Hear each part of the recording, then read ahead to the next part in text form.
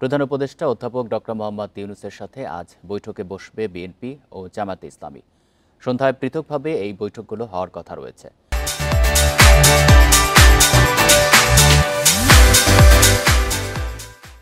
এর আগে বিএনপি ও জামায়াতে ইসলামীকে বৈঠকের আমন্ত্রণ জানান প্রধান উপদেষ্টা। শুক্রবার দল দুটির পক্ষ থেকে পৃথকভাবে এই তথ্য নিশ্চিত করা হয়। জানা গেছে, বৈঠকে প্রধান উপদেষ্টার সাথে চলমান রাজনৈতিক পরিস্থিতি সহ নানা ইস্যুতে হবে আলোচনা। এর আগে গত 16 এপ্রিল প্রধান উপদেষ্টা অধ্যাপক মোহাম্মদ ইউনূসের সাথে বৈঠক করে বিএনপি মহাসচিব মির্জা ফখরুলের নেতৃত্বে 7 সদস্যের প্রতিনিধি দল। সেদিন নির্বাচন ও সংস্কার নিয়ে হয় আলোচনা।